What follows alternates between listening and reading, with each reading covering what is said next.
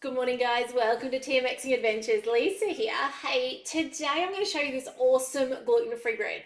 Now, if you need a gluten-free something for entertaining this year or taking to a Christmas party, this is the only recipe you need. You can do so much with this bread.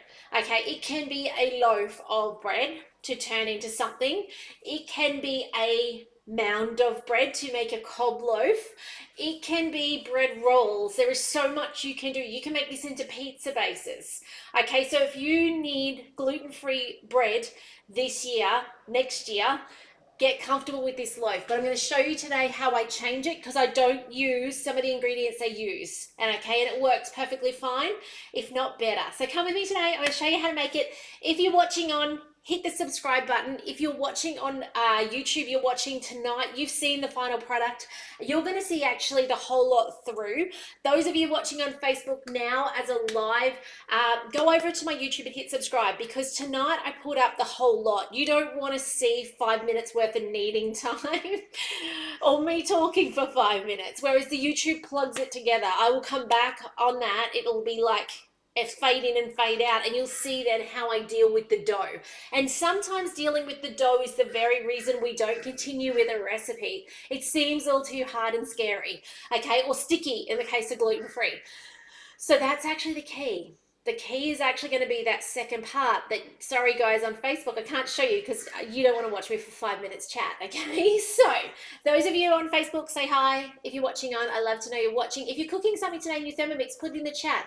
Sometimes that's what we need is to be inspired by other people. That's why I show up for you. I'm hoping that you'll grab these recipes, give them a go, and add that to your tool belt of recipes that you are confident to make in your Thermomix. I hope that you just keep getting more and more out of your Thermomix. That's why I'm here. So let's go start cooking. So the first things first that I do differently is we barely ever use almonds. I do have almonds. I could have used them today, but we actually top preference of the list is cashews. Second preference of the list is sunflower seeds, which is what I'm using today because I've run out of cashews. Okay, so sunflower seeds. So if you need it to be nut-free because it needs to go to a school event or a workplace where it's got to be nut-free, there's a lot of those these days, sunflower seeds are your way to go. All right, they don't particularly have a flavor, and it actually just gives this bread some body. You know, this year I told you, and actually in a lot of my videos I talk about why things work the way they do and why I swap for what I've got and not go to the shops and then spend too much buying one ingredient. The reason this needs it is it actually needs some sort of substance. It has gluten-free flour in it, but it needs a bit more body. It needs a bit more denseness to it than just that. Okay, we're going to put the lid on and we're going to mill this down. It says 1 minute because it wants it super fine. We're not going to wait 1 minute. It is sunflower seeds. They are softer than almonds. It'll probably cut out the sound because it's the loudest a Thermomix is. You've got a Thermomix on the bench. I'm assuming if you are cooking with me and you're watching these videos, you probably have one already. If you don't have one, I'd be honored if you decide to buy a Thermomix to use my details on the checkout or go through my QR code or TMXing Adventures so that I can support you with your Thermomix. Okay, really important for us consultants that you don't just go check out where it says, I'll just nominate you to a consultant. Okay, make sure your friends and family know to go and use a consultant name. If they have no one, Lisa Keegan, okay? Australia-wide, I can support you. That's the beauty of this post-COVID world where I can bring you videos to inspire you, but I can also teach you how to use your Thermomix. I can Zoom with you. I can FaceTime with you. I can message a video with you. And the great thing is, like over the weekend, I jumped on with somebody who was having trouble with a recipe, and I was like, just show me what's going on. We got on together on Messenger video. I fixed her problem in 2 minutes and her cake was amazing. So this is the beauty of our online world and the support that I can offer you regardless of where you live. All right, so anyway, let's spin this. Spin it up to speed 10. This is going to make a powder.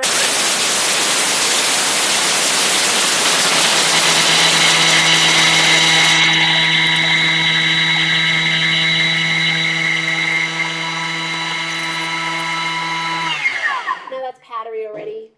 Almonds, they'll take a bit longer. Being sunflower or cashews, they don't take that long. They'll turn into a butter for 1 minute, okay? Look at that. We now have sunflower flour. Like we literally have made a flour with it. That's the beauty of thermomixing. Oh, come back camera. Thank you. So 10 seconds with that. It says line a baking tray with baking paper. I've got a 5-minute knead time. I will do that then. Scrape down the sides with a spatula. Oh, I forgot to grab the yeast out of the freezer. Is there a little person? Finley, are you on the couch? Oh, he's moved. No, there's the footsteps. He's going to grab me the yeast. I'll come back to that. 2 teaspoons of yeast. 400 grams of gluten-free flour. I just use this one, okay? It's inexpensive. It's at Woolworths. I've used the Aldi one before without a challenge as well. Not a problem. Oh, thank you. You're a gem.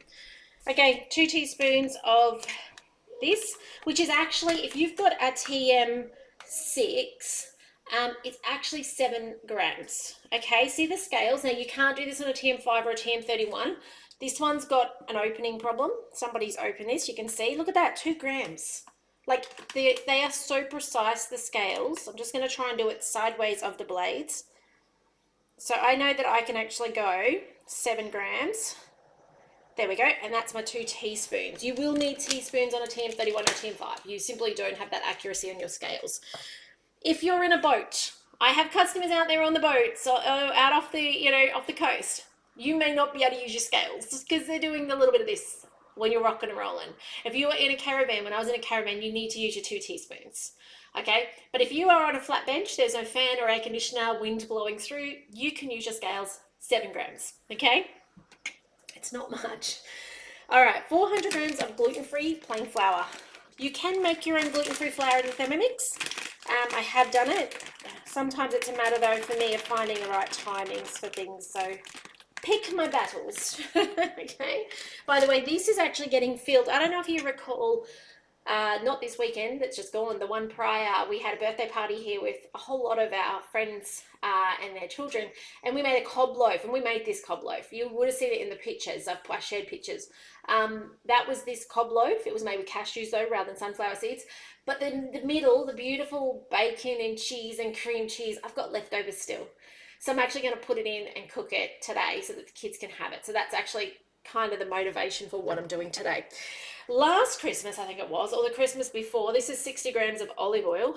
I actually used this recipe to make mini cob loaves, and that was really cool. So I actually made them into, I think I divided dough into about 4, and I made them, sorry, this is a bit slow, the lid pulled out funny. It didn't pull it out completely.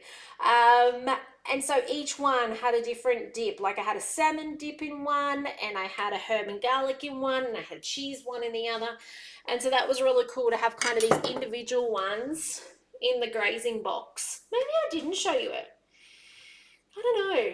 I can't remember the photo. Normally I visual memory. So I had them so that they acted as the dip bowls, but then we had the cut up leftover bread sliced up that was actually it as well. So, and the trick with cob loaf, this is a change. I don't use sparkling mineral water. I purely use tap water. Okay, works perfectly fine. No problem whatsoever with this straight swap. The trick with a cob loaf is actually crisping it before you put the dip in, so that it doesn't go soggy. So like the other weekend, hello Linda, lovely to see you on. The other weekend I made what I'm doing today, the big cob loaf. We then we left it actually in a Glad bag in the fridge for like the 3 days prior.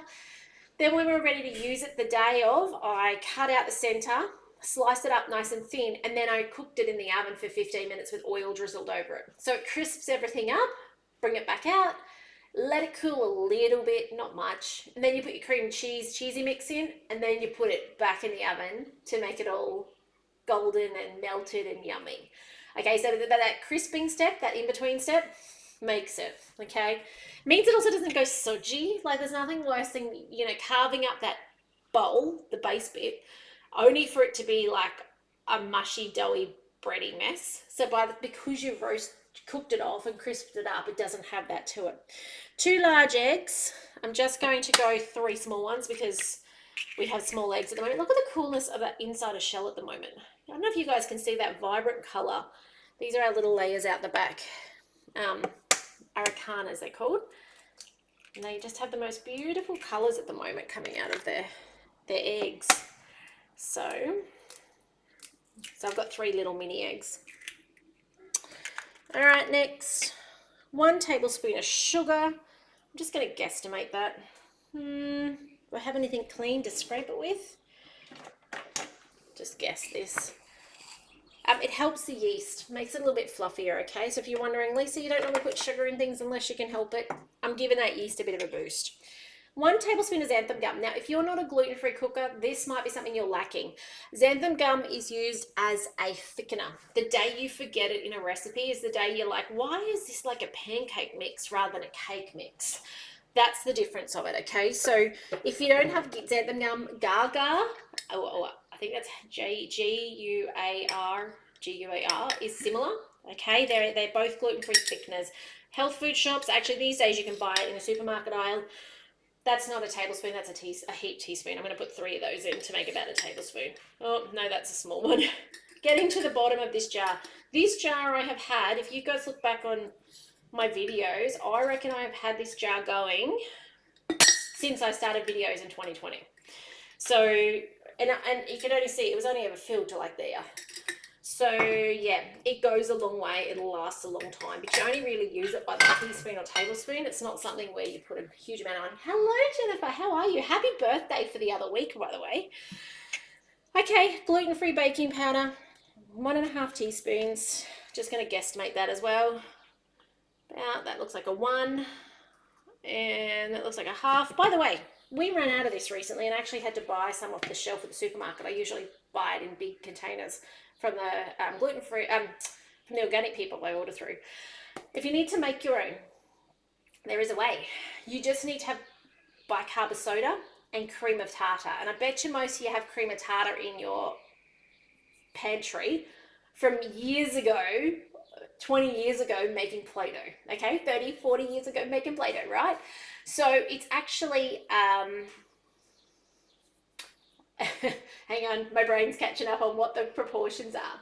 I feel like it was 1 so if we need a tablespoon, it was 1 teaspoon of bicarb soda, and then 1/2 of that of cream of tartar. And usually the recipe actually calls for 1/2 of that of rice flour. But if you're chucking it in a cake, there's no point. Does that make sense? So that would make you then 2 teaspoons, which is 1/2 a tablespoon. So that's, if you look it up, you'll see it on Cookidoo. It's like 150-50 because they're obviously making 200 grams worth of something, okay, of it. Whereas we don't need that much. I was just making it by the spoonful into the cake mix. So baking, that's how you make baking powder. Oh, salt. Come back. 1 teaspoon of salt. Don't forget your salt. It means you don't taste the flour. That goes for all cooking, okay? Anything that's got, this is even normal glutinous filled cooking, you need salt. All right, let's finish this off. Now this has a 5-minute knead time. So this is where I'm going to say farewell to those of you on Facebook. You do not need to watch me for 5 more minutes. Those of you on YouTube, as soon as I spin this dial, you are going to fade me out and fade me in, and the knead time is going to be done, and I'm going to show you how to shape it and how to use it. And this is where it gets sticky, tacky, and makes it unappealing to make. So it's actually this stage 2. Those of you on Facebook, go check out the YouTube tonight on the methods of rolling this, because this does not just need to be a cob loaf. This could be mini loaves that you are making into lunchtime bread rolls. This could be hot dog rolls. This could be pizza base. Okay, there are things that this can be used for beyond just a loaf of bread. It could go in a loaf tin. You literally can get it out of Thermomix, put it in a loaf tin and make a loaf of bread for carving. You can do that too. So those of you on Facebook, farewell. Those of you on YouTube, I'll see you in a second. Remember to share these videos with those around you who have a Thermomix on the bench and could be getting more out of it. Particularly this one, those of you with gluten-free friends around you. Do they know this recipe exists? Are they confident at it? And do they know they don't need to buy mineral water or almonds for it, okay? Share this video, send them the link, get there, just copy the web address, send it to them in Messenger, send it as text, email, whatever you communicate best with them. Make sure they know there's an easier way to get more out of their Thermomix. All right, guys, take care, and I'll see those of you on YouTube shortly, but otherwise I'll see you in the next video soon. Bye for now. Okay, so it's just finished the 5-minute knead time. We're going to spin around. I'm going to show you what we do now. You can see that it looks very dough-like. It is actually quite sticky to work with though, okay? So it tells you to tip onto a prepared tray, then using a wet knife, shape into a rough dome and place on a smooth surface. Use a wet sharp knife, cut 3 long slits, and then cover with oiled cling film. I'm going to use a Thermomat. Leave till it doubles in size, and towards the end of this time, place the, now I don't do this, okay, and it works out perfectly every time. So if you don't want to fuss, don't fuss. It puts some water in the oven when it preheats it. So it's got a baking dish in the base of the oven at 160 degrees. Put 100 grams of hot water and then carefully prepare it in, and it does all this stuff to try and trap the steam. Brush the dough with beaten egg. I don't do that either. Add sesame seeds. I don't do that either. And then it says to use the sensor, or if you don't have a sensor, it tells you there you can use a timer as well. 40 to 50 minutes at 160 degrees until golden and sounds hollow. And that's what I do. But I don't do the water. I do use the sensor sometimes. I pretty much know this off by heart, this recipe, so don't worry too much these days. But I don't do the steam thing in the oven. That's too complex for me. Keep things simple for me. So let me turn around. Let me show you a bit about this dough. Let's make sure you're confident using the dough. So I just have one of the rose gold. I think this is the large, not the extra large, but the large. It's a well-loved one. I've had that one. I think it's an original. They last and they're awesome. Baking paper, okay, because when you go to double cook it, remember I talked about scraping out the inside or cutting out the inside, then slicing it up. It's so much easier to be able to do that and leave it on the tray to recook. And then even when I serve it, I find I can just lift it up and slide it off, and it slides off the baking paper. So I don't use an oven mat for this recipe, is what I'm trying to say here. We have the awesome oven mats. I use them for so many things, just not this recipe. But look at that dough. So upside down, turn the dial. You'll notice I put nothing, I haven't floured the mat or anything like that. It's a bit sticky. There's some left over. That's okay. Just get your spatula in. I've just got a Tivoli spatula, I think it is, from the mix shop. You can use your Thermomix one. That's fine. I just don't have it out. I already dirtied this one. So to get some of that extra dough out, just put it back in and spin it up to speed 10 for a second. Okay, just use your speed dial and manually turning it. Press the button to stop it. It's just shot it out to the sides. That's all we want. We want all that dough out.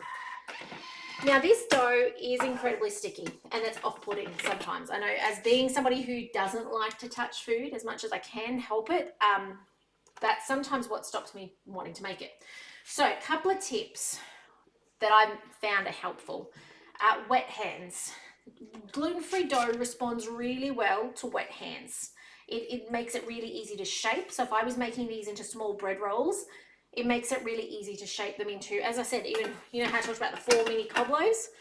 It makes it really easy. See how with a spatula, it just wants to stick like it sticks, okay? That's not helpful, is it? So what we do, I might just get this bowl and put some water in it for myself. Probably should have given this a little bit more thought. I didn't. Anyway, a bowl of water. I don't know how I'm going to stop the recording. Wet hands, okay, and now I can start shaping it. Now you can see it's not sticking to my hands at this point in time. Okay, now you just like flour dough, you don't want to overwork it. You really want to cut it. Sorry, I'll make it so you guys can see. Cut it and use it as much as you can as its original form, just because it responds a lot better. This doesn't have gluten in it, so it doesn't need the relaxing time that you'd expect from bread rolls. It does have yeast. It needs to rise. It needs to be covered and kept in a warm spot to rise. You will notice that at that point of rising in an hour's time, when it's double in size, you may want to reshape it, just pushing it back together. Like this in essence is a really big bread roll, right? That's what I'm making right now. I'm not too worried about the divots on the top, mainly because I'm cutting them out anyway. If you're putting this in a loaf tin, you would just push it together into a big rectangle, drop it in your loaf tin and cover your loaf tin, yeah? So, but I'm making a cob loaf. I want it to be round. I have done these before in round cake tins as well. That's another option. Oh, I put my finger in on the other side really good then. Keep those hands damp, okay? I find flour does not work, just my opinion on it and my experience. Flour makes it just too dry. It gets too short, okay? So there we go. That's what I'm going to leave it as. You can see this is where I put my finger into it a second ago over here, and then I folded it over on itself. You can spend a bit of time doing this. As you know, it's not my preference to touch food, even if it's slimy and nice feeling. It's just not my go-to. If you see me make the glutinous stuff, I use the paper a lot, so I don't have to touch it. So at this point in time, if I was sesame seeding or anything like that, I'd do it a little different to the recipe. I'm just trying to clamp my hands up a bit. I would actually put the sesame seeds on at this point, okay, because they'll stick, okay. I'd never egg wash it like the recipe originally calls for. All I'm going to do now is I've got a gluten-free floured mat, my Thermo mat, as I mentioned, and I'm simply going to do that. Oh, get the corner out of the water. And I'm going to, it's pretty warm today. It's actually about 30 degrees, or it's coming up to 30 degrees. So I'm quite comfortable on my bench here with it. If it's cold at your house, find somewhere in the sun and just put a towel over it as well. Okay, give it some insulation so that you know that it's going to, like a little warm bed, heat up. It takes about an hour. Okay, it's going to double in size, going to change texture. At the moment, it's very Play-Doh-like.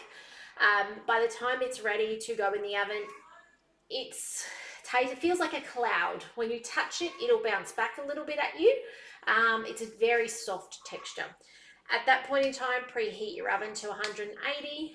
Put it in the oven, put the timer on 45 minutes. If you're doing the little ones, so if you divide this into 4 and you're doing little minis or even smaller to bread rolls, you're looking at about half an hour, 35 minutes.